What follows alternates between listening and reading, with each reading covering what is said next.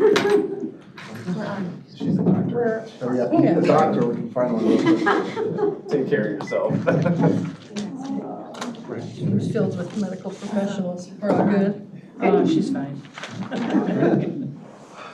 She's not bleeding. Nobody wants no more. Good evening, folks. We're going to call the special meeting to order for the McHenry County Board of Health for June 17th, 2024. The time is now 6:34. We will do a roll call of board members present. Mr. Markison? Yes. Dr. Amsler?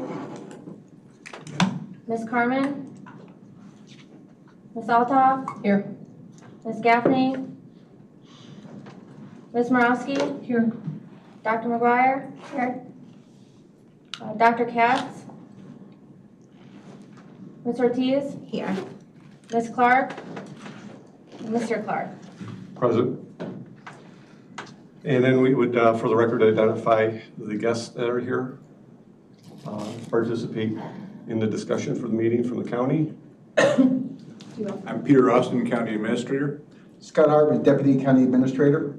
Suzanne Seabart, Director of Human Resources. You guys, first day on the job. You hardly stumbled. Very nice. Promotion?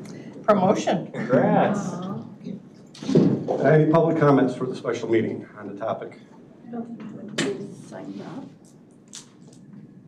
Hearing and seeing none, we'll move on to the presentation discussion. This is in regards to compensation for Department of Health employees. I called a special meeting to give us an opportunity to have dialogue with county staff and to share some of the observations, concerns, comments from the Board of Health, to see that it gets expressed to the county. Several board members have requested that we have this opportunity, and that's what we're here to do.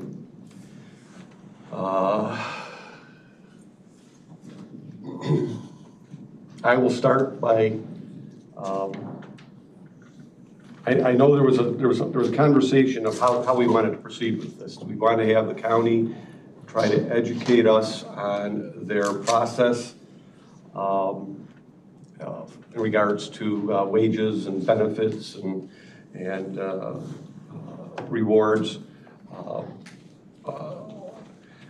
And it was my feeling that we have a pretty good grasp of the system that is here in McHenry County.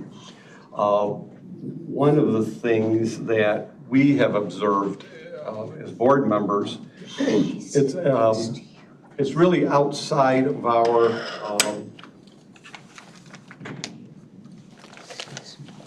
history of the current board.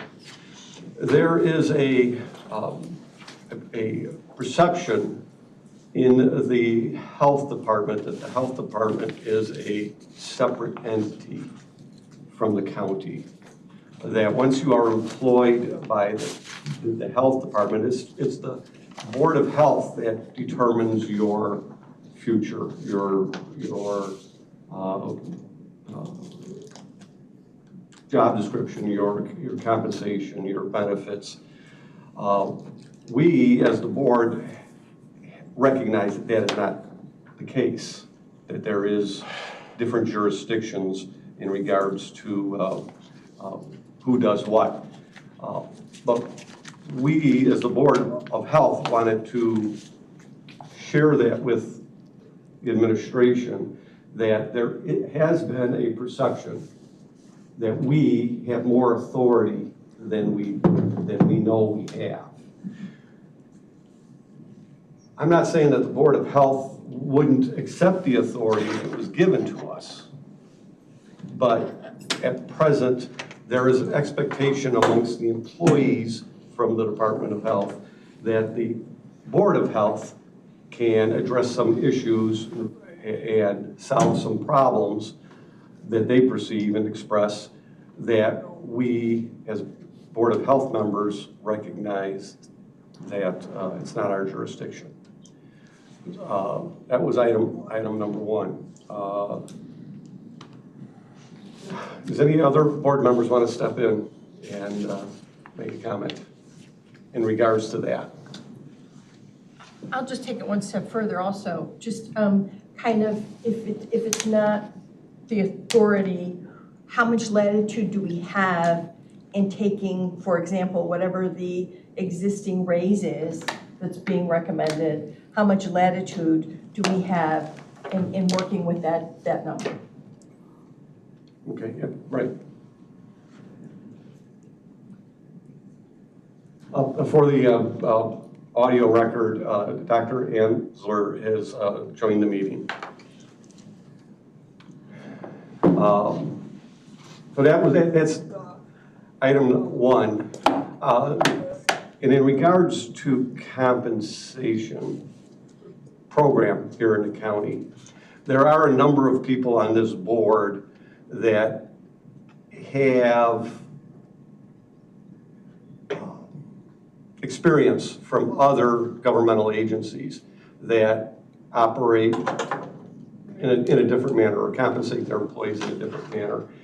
And I will say, and I think I can speak on behalf of some of the other board members, we scratch our heads sometimes when we see the system that is here, knowing that there are other agencies that do it in a different manner, which is less complicated, more easily understood by the employees, and maybe through a meeting such as this, we can have a dialogue on some of those topics. So, Mr. President, may I speak? So on that topic specifically, right, my experience is much more limited than Mr. Clark's, but you know, serving in a municipal government, looking at wages and compensation, and that was one of my concerns as well. I was grateful to see in my short tenure here that the county's undergone the wage compensation studies and looking to stay competitive, which is great. But one of the questions that seems to come up is how to retain personnel. There's questions that I hear about that. So in terms of longevity payments, or without necessarily getting into specifics on my part, but what kind of plans does the county have for those additional mechanisms for retention and compensation? Is one of my concerns.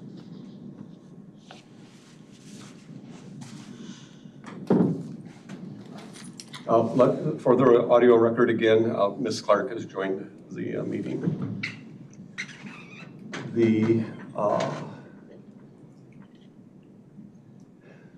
Let me ask this question. In regards to the compensation program that we have here and have adjusted here, can we name any other public agency that has copied it, that has come in and looked at it and says, well, this is it, we'd like to use this in our organization? Or is this compensation program a standalone? It's a tough question to answer, Joe, but I would say it's very common to have wages and ranges in a non-union environment, where every year, or nearly every year, that wage range moves a little bit, and people move within it a little bit more. And you're classified in a wage range, and if you get more responsibility, you move up into a higher wage range. So if we take that general background, I think it's very common for that to be the public sector wage setting in a non-union environment. Has anybody copied ours exactly? I don't know. Okay. But does ours look like a lot of other people's? I think yes, it does. Okay. As would a union environment. You know, and I know that about half of our organization is union environment. You spend much of your career in a union environment. It is a little simpler. It is a little simpler. From an employee, a new employee, a person that just applied to the county, from their point of view, they don't expect to come in to the organization at top pay.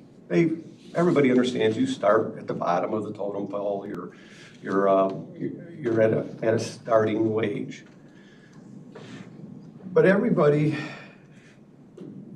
should know what top pay is. Whenever you're, No, respectfully. when, If I come in and I'm 24 years old, and it's 1995, I'm making $25,000, right, and the top pay is 58, right? I don't know what that top pay is going to be 30 years later in 2024. correct. And so it's not the same as it is in a union environment. It's more rigid when you're going to accelerate rapidly. You know, maybe it's a 10-step program. You know, it's much more easy to predict. But even there, you're not going to know what the top pay is because you're probably going to have 3 union contracts negotiated by the time I get to that top of that range. Well, yes, the pay scales will get adjusted during your career of employment, usually for cost of living adjustments and/or they'll do a wage study and they'll reevaluate and adjust those scales. What I'm saying though is an employee would like to know at the moment what is going to be top pay and when are they going to get it. That way they can figure out how they're going to do their house purchases, how much money they set aside for education, et cetera, et cetera. Yeah, you know, they'll come in and sacrifice at the starting wage, knowing that in 5 years I'm going to be at this wage. That will give me enough earning power that I can buy a home or rent a better apartment or you know, something along those lines.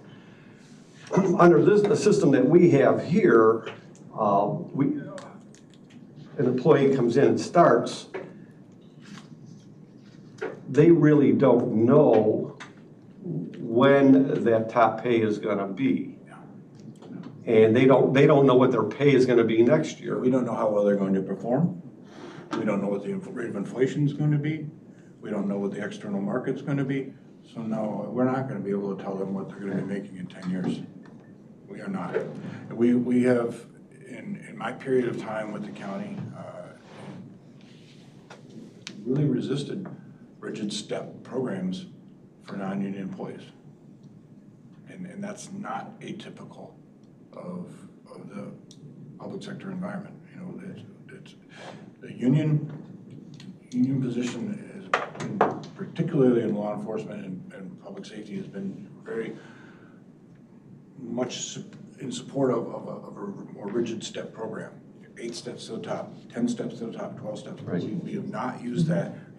We haven't even used that in some of our non-public safety unions. I will, for the record, I will identify that my familiarity with those type of programs was in place long before the Collective Bargaining Act was passed. So it was, you know, while it is a current scheme, contract, negotiated language, municipal and governmental employees have been doing that long before the Collective Bargaining Act was passed, before we had public sector unions. Well, they've been in place since about 1983, correct? It passed in, I want to say it was 83, 85, somewhere in there it passed. And my experience, it goes back long before that, years before that. So for my own understanding and for others, can you just clarify how the program works now? I've looked at the starting wages, I've looked at the bands, I've looked at the max, you know, and they move the threshold. Right. Someone who comes in right now and then works in it, so let's say they're in the same position or they move up and they're here 20 years. Is that the case then, that they will never be at the top necessarily will be at the top of Very- that band. Very plausible that they would not be at the top, no, yeah, you're correct. And let me first by saying, because we kind of meandered into this kickoff, I do appreciate this invitation to be here tonight, and as does Scott and Suzanne. And we kind of got together Friday afternoon, kind of thinking, what are we gonna talk about? We weren't really sure where you guys wanted to go, so we've got ideas, and maybe this isn't the end of the conversation, you know, I know you've got another board meeting supposed to start in about 10 minutes, so, but we'll come back. And I spoke this afternoon with Chairman Bueller, and he is so appreciative of every single one of you in the room, and you know, he's glad we're having this conversation, but it's tough. You know, the Board of Health was created by the county board and is a critical arm of the county board, but it doesn't get to do whatever it wants to because of the boundaries that are put on things. And one of those boundaries is our compensation program. Our compensation program has to work for 27 offices and departments, and it's not a easy one-size-fits-all, but it does work pretty well. And to your question, Kyle, I mean, we take every single non-union position and ask the roles and responsibilities and autonomy and independence and the critical thinking required and the impact of bad decisions and all these things get factored into this stew of questions, and it's called our CPQ, right?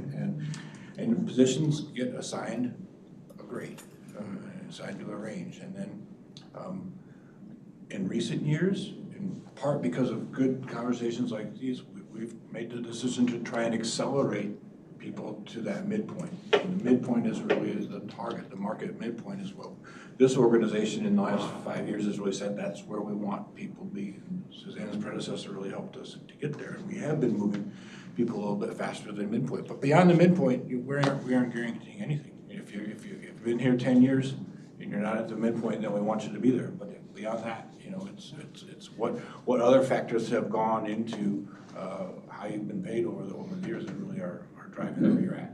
So if somebody was gonna climb to the top of their range or their band, right, and my understanding is the merit increases are 3% a year? No, they're set every year. Or they could be set more or less? They were, for the last 2 years, Awesome. they were 2.5 the 7 years before that.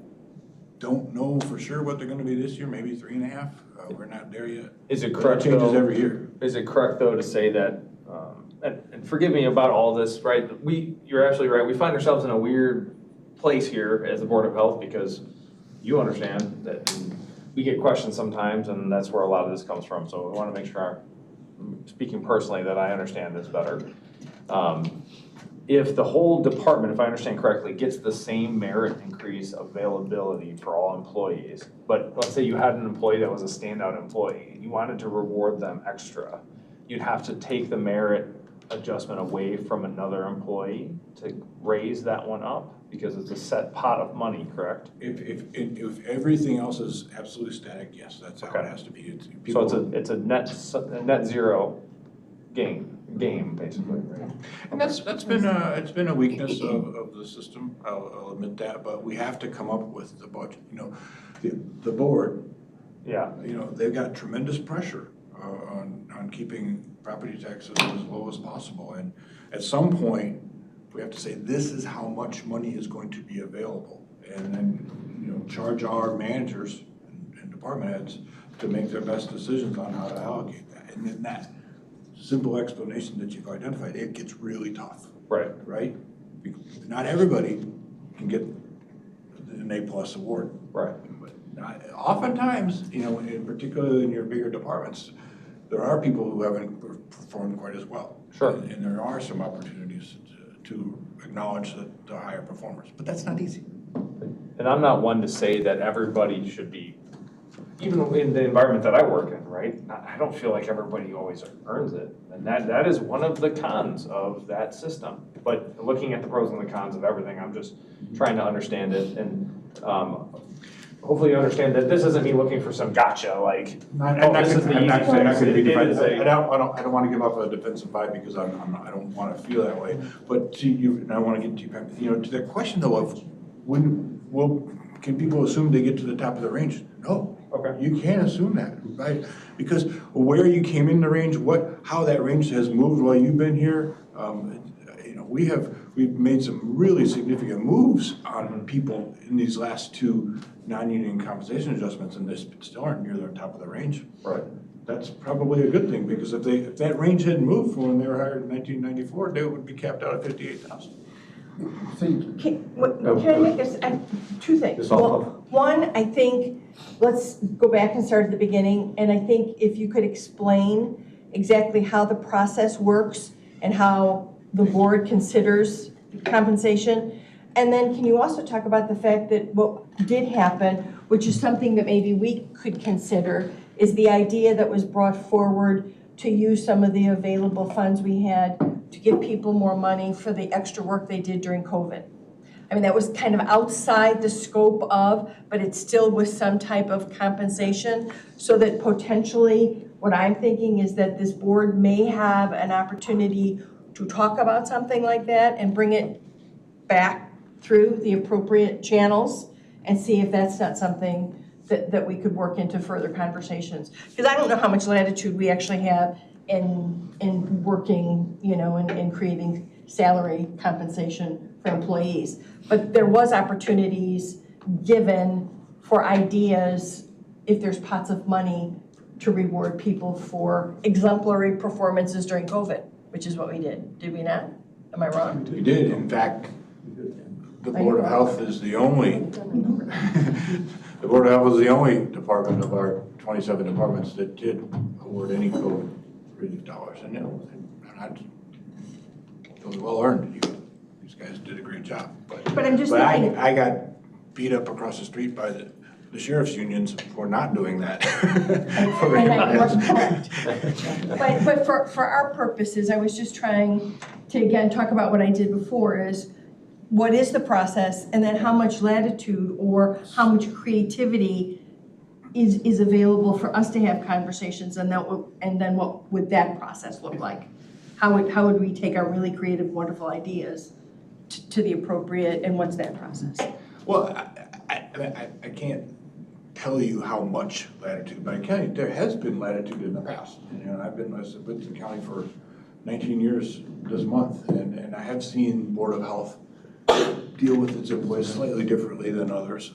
As we had the example of COVID in the past, there's been health department employees with different vacation structures and the like. And you know, more recently we did with Melissa's leadership and coming out of some of our other discussions, we've done some different things for bilingual compensation that's only happening for our Board of Health employees.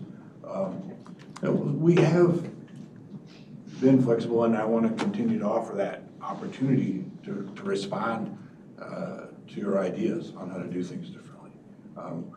Melissa and I will be working on her budget in the next 6 weeks, and if there's ideas you want to throw in there, that would be another opportunity where we can do some things. But the basic structure, I would say, you know, it's probably easier to keep you guys on the same structures as the other 27 offices and departments than to go out on your own, because of the accountability that's required. You know, we have other appointed bodies doing really good work, like the Board of Health and the Mental Health Board and the Veterans Affairs Commission and the Emergency Telephone Service Board. I mean, these are other appointed boards who are all for overseeing offices and departments just like you guys, but they're still kind of bound generally by the county's compensation structure. And part of that is, it makes sense if you think about it. I mean, we are using public dollars. It's a chunk of it generated by property tax. And you need to have somebody be accountable to the voters. And that somebody is the county board. And then they try and provide those guardrails, you know, through our compensation program. But we can't just say everybody do what they want. And I know that's not what you're asking for. No, I don't want to make that position. We're not asking for that. Right. Just trying to understand. This was just to have a dialogue between administration and the Board of Health officially. Because of the expectation of our employees that we have authority to solve these problems, and we don't. If the county board and administration chose to share the responsibility over here, the board probably would take some of it. But we're not asking for it either. We recognize it's your jurisdiction. For example, the latest issue that our employees want the Board of Health to address is the lack of longevity pay. My position is longevity pay has good value. It's identifiable for your years of service to the county. It's right out in front of you.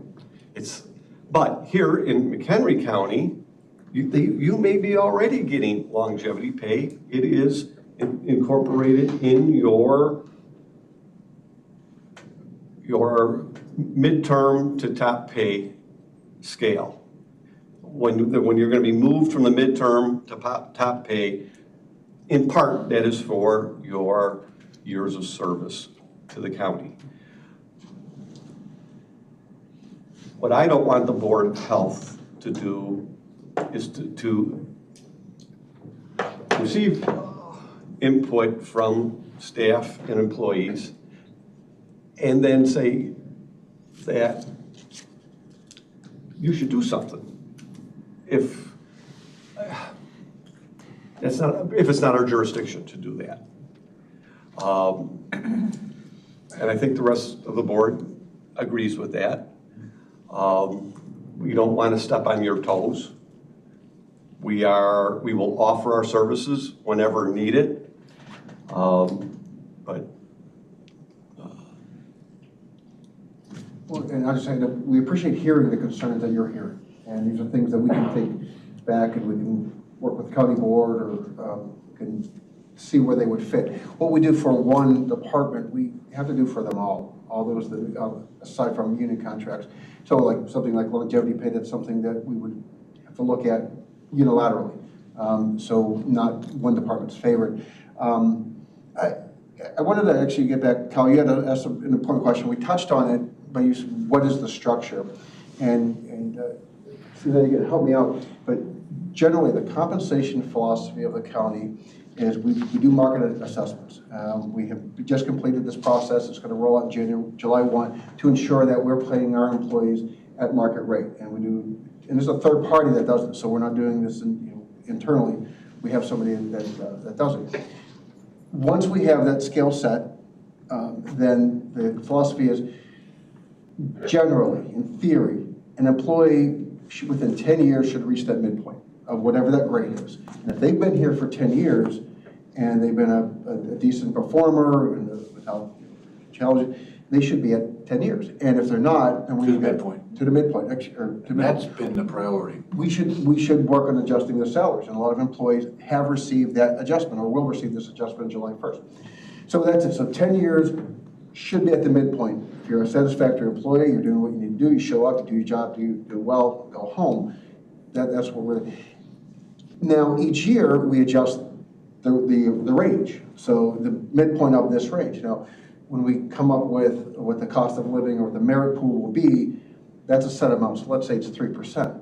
But you don't move within that range and that range stays static. The range also moves because we have to keep up the times, but the range moves typically at about half of what that cost of living and merit increase would be. So in theory, as you're here in your range will tick up a little bit, but a good performer should be able to move faster into that range. Once you reach that midpoint after 10 years, you're still going to make progression into that range.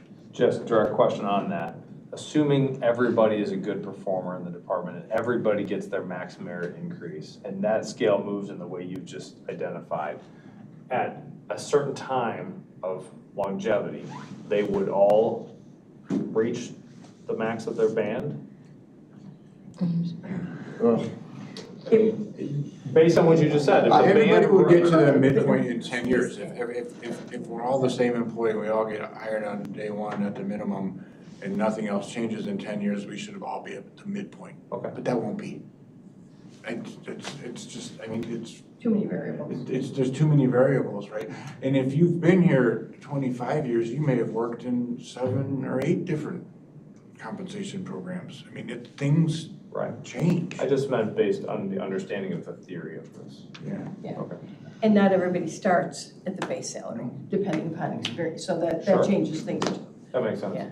I think really at the heart of this, for me, is a discussion about, and the understanding of the morale, basically, right? And that is the driving force on where a lot of this has come from. And you mentioned COVID at the beginning, and that was the big part. Everybody said, hey, serve on the Board of Health.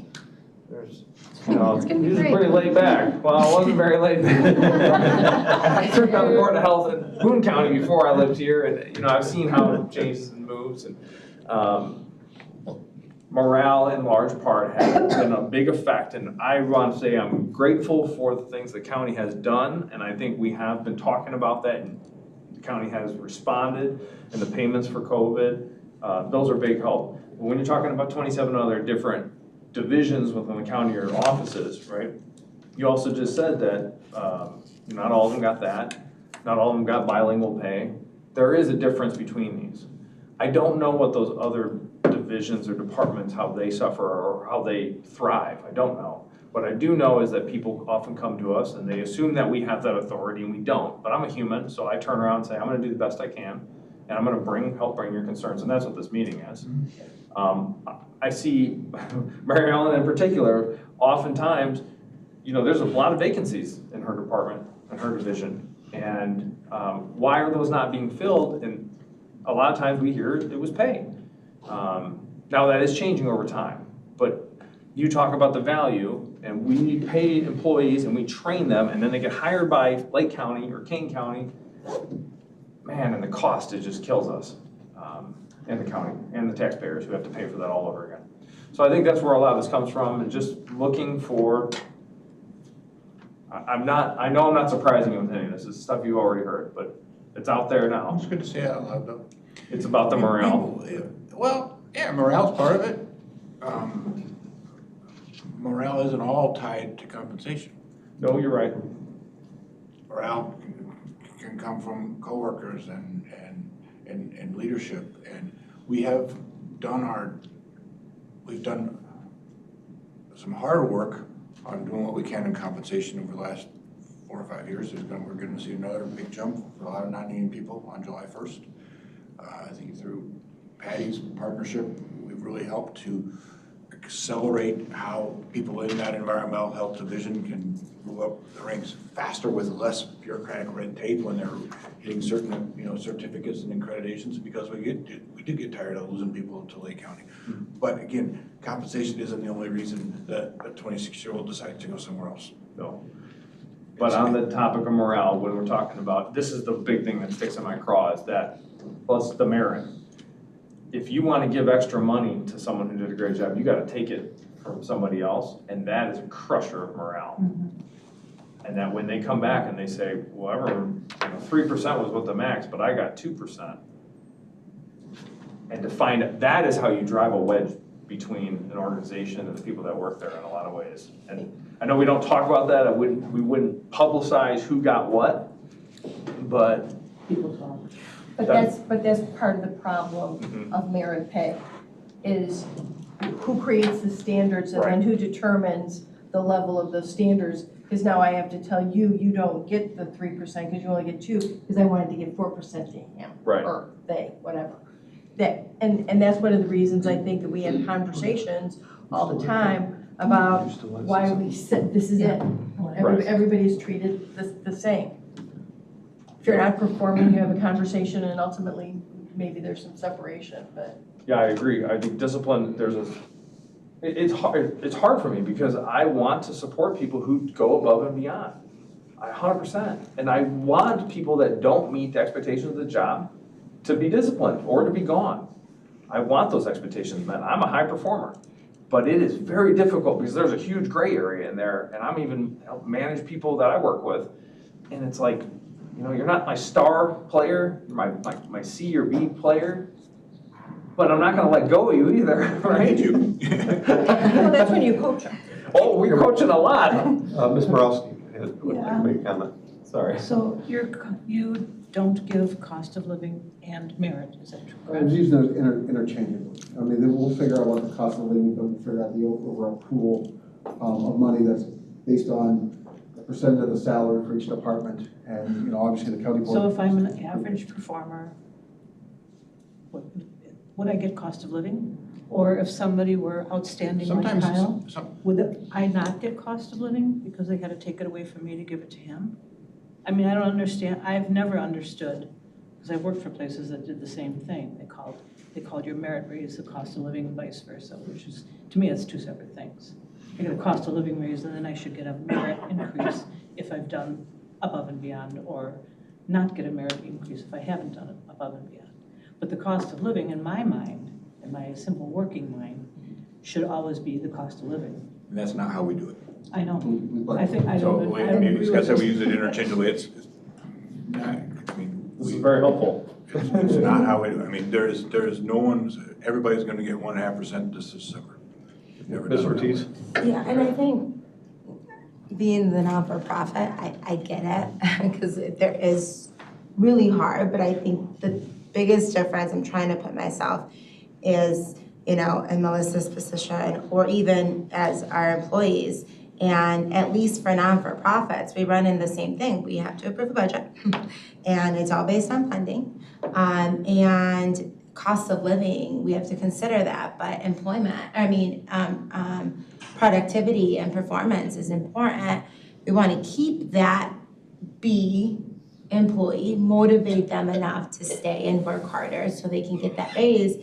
But the difference that I see here is we're talking about 27 other departments, and we hear, and I don't understand union enough, right? So I apologize on that, but I don't know if all the departments are fair. We follow this, but I don't have any union workers in my not-for-profit. So maybe it's not affecting morale as much, but if you're sitting in a county where a different department, it's like we have the same compensation kind of, but they're not getting that 3% that I got for my high-performing job.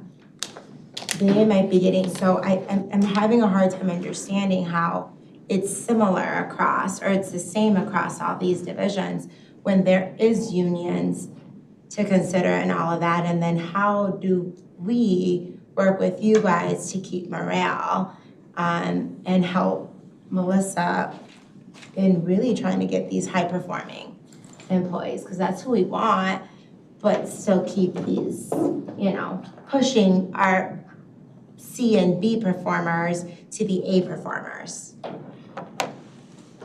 Well, the union's fixed. We know that calculation based on the contract. We know exactly what that number's gonna be year to year based on who's within the union, where they're at on the scale, wage and range.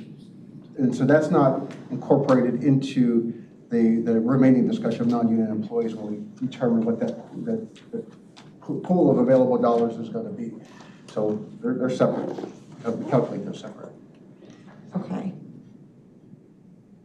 So it's not the same. So we have people within, which I get, so it's not. So how do we? In the union environment, it's more about how long you've been here and what role you're serving in and what date on the calendar it is.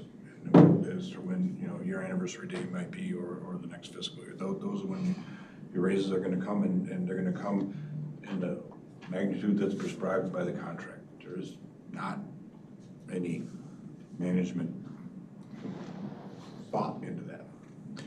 There is, in our non-union compensation structure, and this is the uncomfortable part, there is some of that, there is some flexibility that can be given to giving some employees more money than others, but it's very, very, very difficult, and that's the problem, right? But I think what Scott's trying to say is if we were to create the reward bucket for the outstanding employees in the Board of Health, we're also going to need to create that reward bucket in the assessor's office and in the county clerk's office, and in the coroner's office and some other places. And then all of a sudden that starts the non-union wage increases, which were set to be at 3.5%, are going to be 5%. And you see how that gets out of, very difficult to balance the budget very quickly. So, but finding creativity is I think what the challenge is in working. We have a program that is rigid on the exterior because it has to work for nearly 600 non-union employees across 27 departments.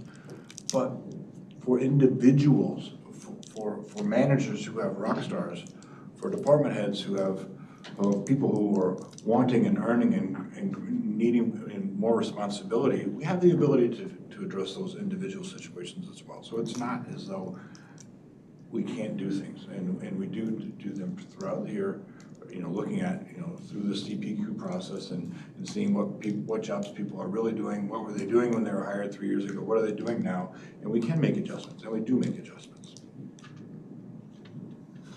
I think I'm just tagging on to what Kyle said in regards to, we get monthly reports of vacancies in all 4 of our divisions. And some of the positions you see vacant for extended period, they get filled and then they're vacant again, they get filled and they're vacant again. And we look at that as, well, if there's this turnover in employees, that affects the department's ability to service the public. Many of us are from organizations that doesn't experience that. If you're lucky enough to get into those organizations, you're there for 30 years as an employee. And that's the norm. The norm is not to lose 10%, 20% of your workforce a year to go somewhere else. And I suppose we would like to have a goal established. McHenry County should be a place that people leave their place to come and work. I know there are others that are gonna that you deal with on a regular basis that have a difference of understanding. But we would like to see people leave some of the local municipalities and come work here, and then work here for 20 years before they retire. Or leave some of them, like Boone County and come here, or Walworth County, or even maybe Lake County once in a while. He did. Yeah, it's true. It's true. But I mean, and if that, We can't. if we were successful at doing that, it would help eliminate what we see as all these vacancies and turnover rate within the 4 divisions. It's not 1 division, it's all 4 that we see it in. We did agree to have a compensation study done every 2 years now, right? So that's, right, so that's, hopefully you'll see, I think, some change in retention because we will even that out, ready midpoint. That's, I think the board has noted that too. So I think that hopefully we'll address some of that. But again, in added, for morale purposes, we're not going to have a whole lot of availability to influence decisions about those salary ranges. But what other areas would you suggest that we look at to try and address some of the morale issues? What kinds of things can we do? Ideas? What have we done with other departments or in the past? Well, I'll say there's a lot of benefits that the county provides that we'll say underutilized. For example, our tuition reimbursement program. If you want to go to school, go back to school, get a training or certification or take a class that's relevant to what you're doing, the county assists with that. I mean, that's something that all the employees could do. It really helps them better themselves, helps the county because now they have additional skills to the job, and potentially could put them in a position where they could get a promotion. They could work their way up through the organization. So I would really encourage all employees to take a look at the various benefits that are being provided. That's one of many. We've instituted several programs just internally to really help develop the professional development. We have a mentorship program that we kicked off this year along with the career development program to help employees develop more skills internally, learning from others within the organization, and that's going to help them, advance within, or theoretically advance within their departments, or find a position that now they have a new set of skills that they'll be qualified for. So I would encourage those are qualitative benefits. That helps with morale because the path isn't just monetary. The path is qualitative, where they can see, whether it's their next step within McHenry County. That's what County we Board want has to been very good in recent years about, putting its money where its mouth is in terms of, getting the dollars we need to attract and retain. And I think we've seen good numbers in lowering our vacancies. Not everywhere, but generally we're doing a really good job. We also done some real good things, as I mentioned, like environmental health, letting people move through a step program within the division so they can see, even if nobody else in my division retires, even if nobody else leaves, I could still be at this grade 3 position in 5 years instead of here at step 1. Because in the old days, somebody had to leave before you could move up. The board has given us a lot of latitude in creating that kind of new flexibility. So we continue to look for those areas, Pam, as I think is a way to see how employees can create their own path to, I want to stay in McHenry County. I like it here. I like Woodstock. I like Crystal Lake. I want to stay in McHenry County, but I want to be able to accelerate. I want to be able to move up the system. So I think we want to continue to look for those kinds of opportunities. But at the end of the day, we're not going to keep everybody, Joel. If you hire good people, some of them are going to leave. I mean, I'm in my 4th government, Scott's in his 6th. I mean, sometimes people just are ambitious and they want to go other places and they want to get out to see what the next spot is. And I like that. We hire people here who I think want my job, and we want, so there's a mix there. And I don't think it's a bad idea to have people work for you for 6 or 8 years and then go make you proud when they work for somebody else. Do you have enough data to know how your retention rate has changed over time since you? I can get that for you tomorrow. Yeah, I don't have it, but we keep track of that every single month. Yeah. And we have done some pretty good improvements.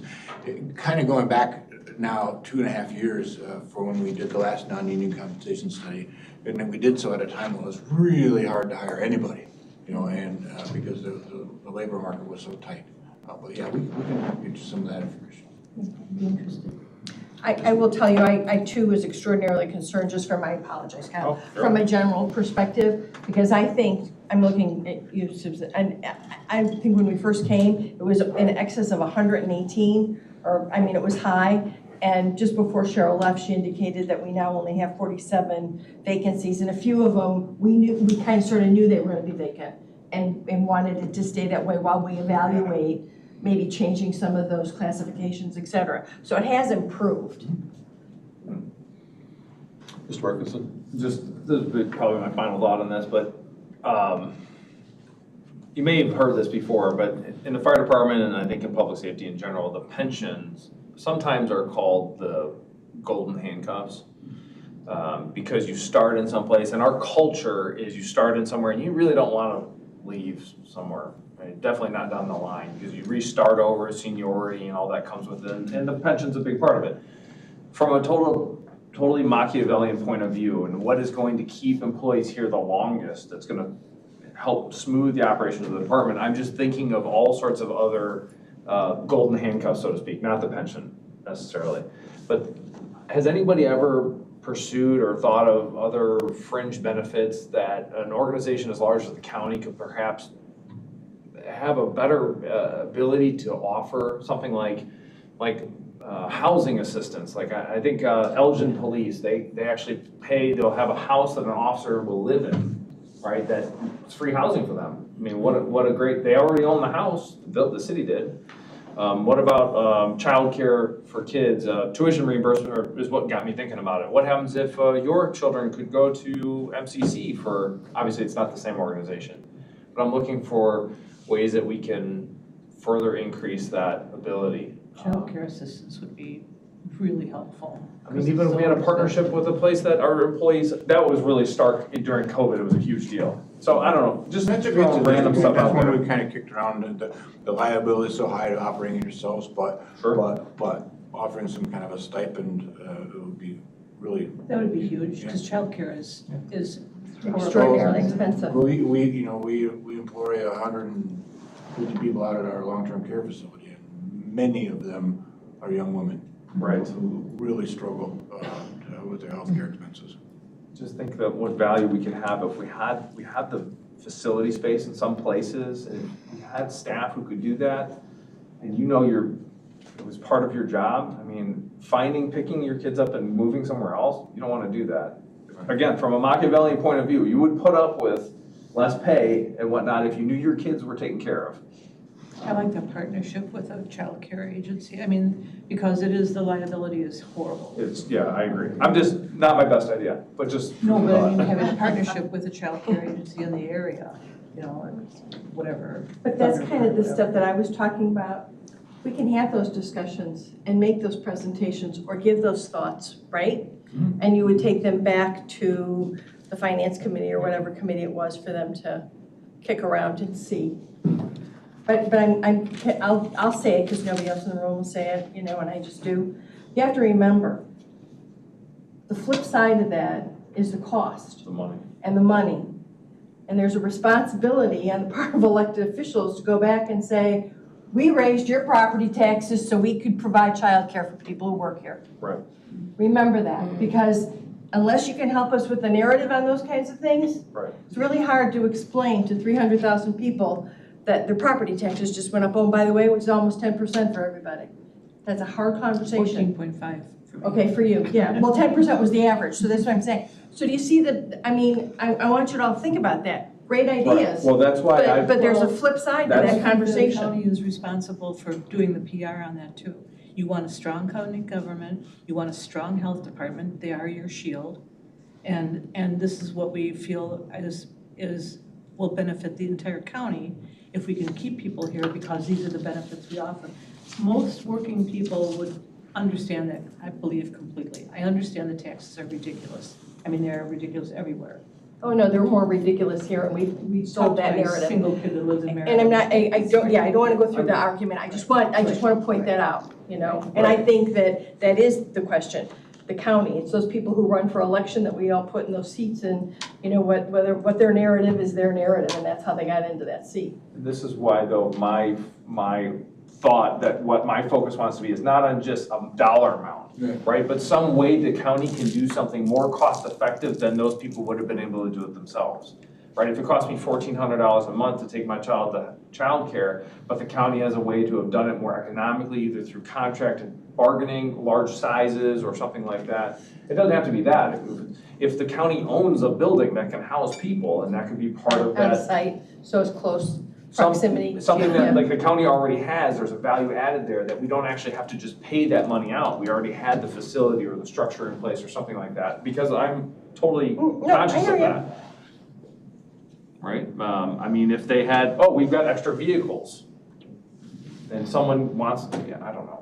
I appreciate that. Yeah, liability is a It's problem. thinking and Melissa and I had some of this conversation last week, and it was kind of understood some of our mission is to continue to look for some of the creative ways to demonstrate the value of the positions we have and keep people here. And so we can work on some of those things. Okay.